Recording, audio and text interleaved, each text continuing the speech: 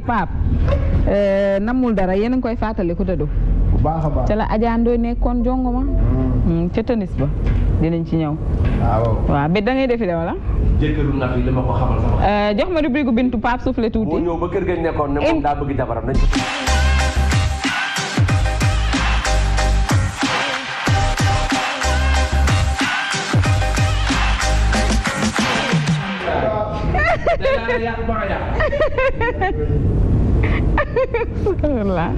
Astafirullah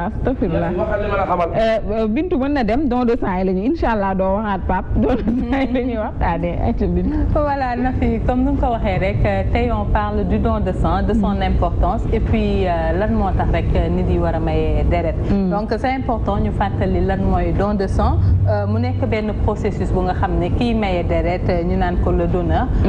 dafa koy joxe donc joxe boobu ñu koy jox processus boobu noonu la ñuy wax don de sang donc bu ko joxewee ba pare dañ koy def ci benn banque bi bu ñu ko defee foofu ba pare ci la ñuy dem ci traitement deret boobu donc c'est important nit yi di maye seen deret et ñi ko war a maye aussi mooy ñi nga xam ne dañuy peser plus de 50 kilos c'est important ñu koy wax et puis bu ñuy maye deret aussi dañuy jël 420 à 480 millilitres ci nit ki loolu mooy quantité bi nga xam ne moom la ñuy maye donc c'est important et puis bu ñu la ko prélever ba pare collation bi nga xam ne dañ la koy jox aussitôt après mun nga récupérer deret boobu xam ne maye nga ko donc c'est important ñu taxaw ci lan moo tax nit ki war a maye deret donc nit ki bu mayewee deret ba pare daf koy permettre déjà mu renouveler deretam en permanence c'est important nit yi di renouveler seen deret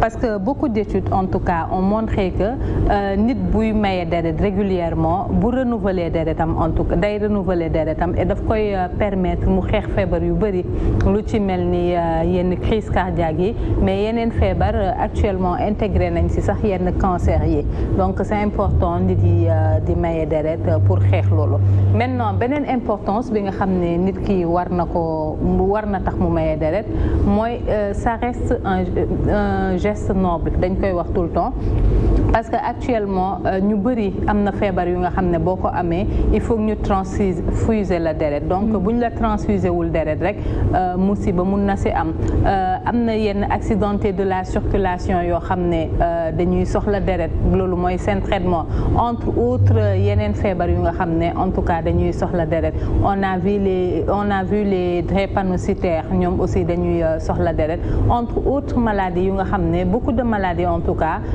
seen traitement bi nga xam ne dañ koy bokk ci seen protocole bi en tout cas deret da ci jouer rôle bu am importance donc c'est important nit yi di maye ci seen deret parce que du la wàññi dara et puis du la indil benn problème et puis avantage beneen bi nga ciy am day tax tout le temps parce que ça constitue un petit bilan de santé day tax boo mayewee deret déjà dinañ traiter deret boobu noonu bu ñu traiter deret boobu noonu problème bu nga xamante ne noté nañ ko ci rek en tout cas dañ koy wax donneur boobu noonu et puis ñu jël ko en charge donc yooyu yëpp baax na donneur bi di ko xam et puis donneur yi aussi souvent góor ñi ñooy gën a maye deret parce que jigéen yi dañuy wax ni que dañuy am anémie souvent avec les menstrues mais même ci biir règle yi nit mun na maye deret mun nga am sa règle te doo am voilà doo am anémie donc c'est important yooyu ñu ciy bàyyi xel une femme enceinte rek moo warta maye deret donc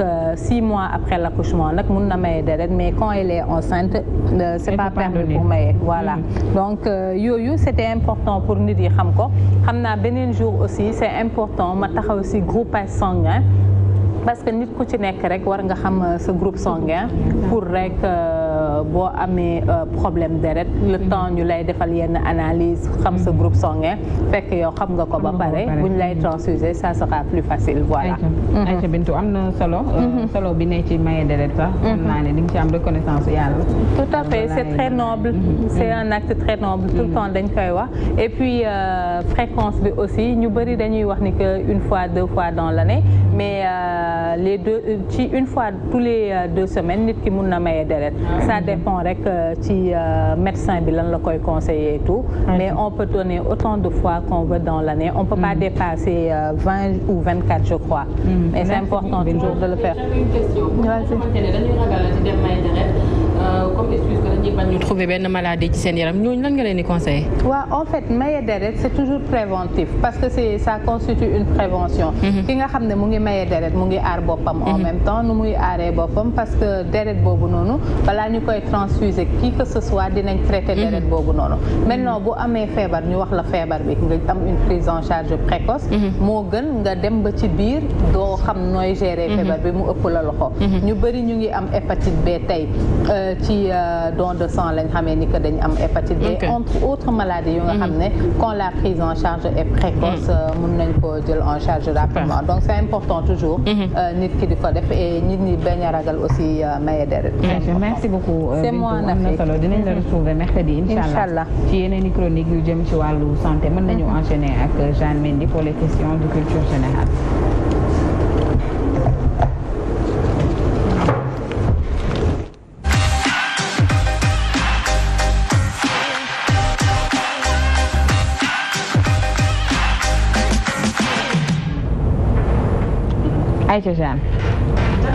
ñu ñëw ci culture générale alors ñu ne ñu c'est un homme politique français né le 13 octobre 1872 à Gorée au Sénégal. C'est un homme politique? Un homme politique français. Français? Oui, né le 13 octobre 1872 à Gorée au Sénégal est mort le 11 mai 1934 à Cambo en France. Le premier député africain élu à la Chambre. Blaise Diagne. Mais Mohamed, laisse-moi terminer quand même. De premier député nga wax de.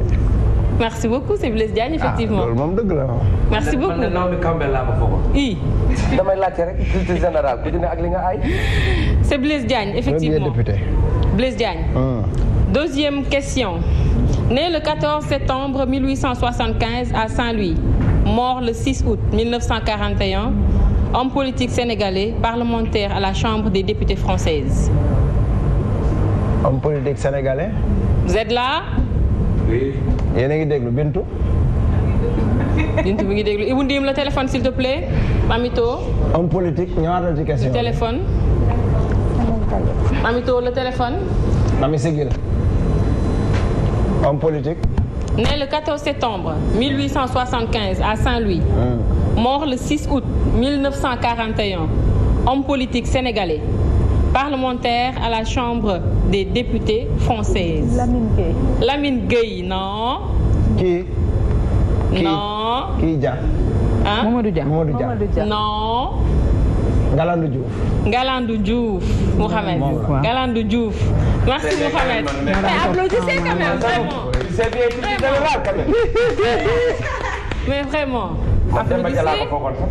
Hein? Demba Dia. may ko question bi ci toog moom. déedéet ko may mukk di ma. da nga di géwal.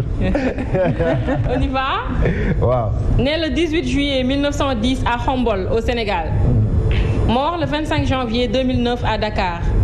Un homme politique sénégalais qui fut le président du Conseil du Sénégal de 1957 à 1962.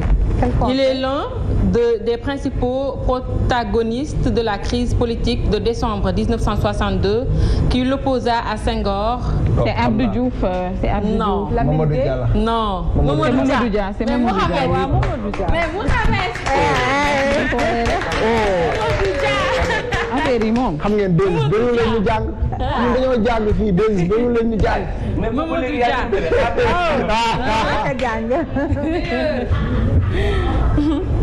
On y va? yow moom devise du Sénégal la laaj nga ni nu mu tudd on tourne régleel. Né le 7 avril 1923 à Rufisque. Il est mort le 5 mai 1984 à Dakar.